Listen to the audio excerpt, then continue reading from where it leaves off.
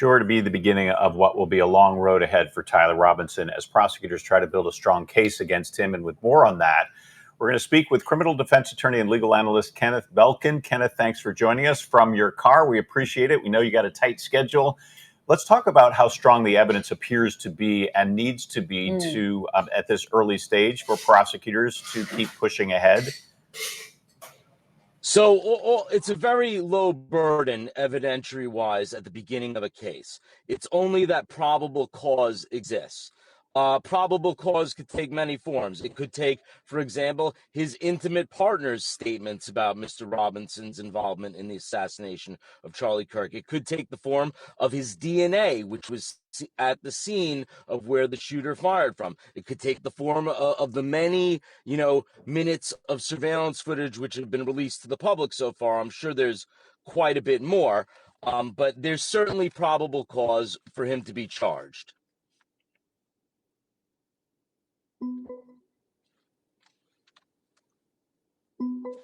What type of information can we expect to come out today? Information from investigators that we can be seeing today?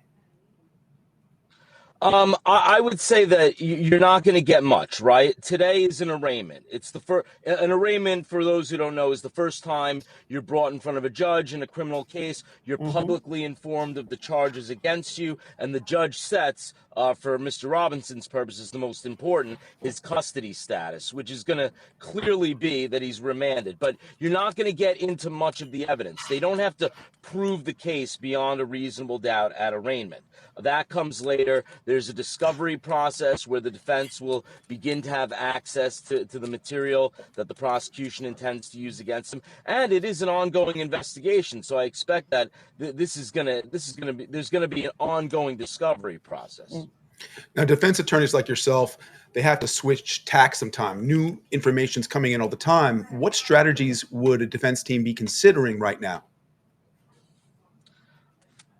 Look, I think I don't want to, speculate as to his innocence or guilt. It seems to me like there is some compelling evidence of his guilt. The tactic they might want to try is preventing this man from getting the death penalty. That might be, if you're a defense attorney, that is probably your win in this situation, is that your client does not get put to death. This case obviously has exploded across the nation and sparked so much conversation, so much posting on social media. How much pressure does that put, that public spotlight on this case, does it put on both the prosecution and the defense, do you think?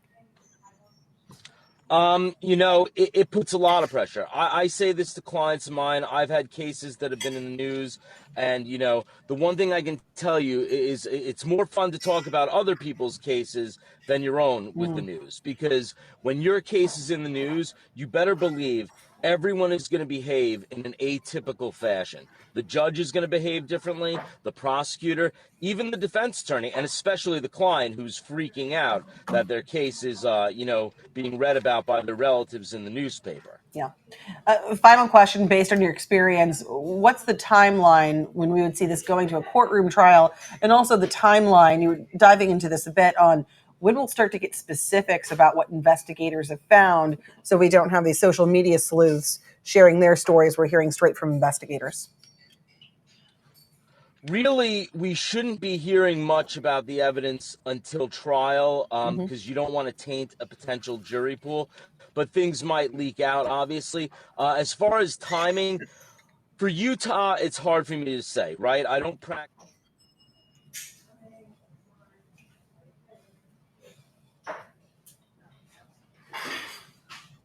Man will be charged federally. In addition to the state charges, I believe he's going to be charged federally. If that happens, I would think this case could be at trial in about a year. All right, Kenneth Belkin, we appreciate you joining us here on Connecting America. Great insights from you.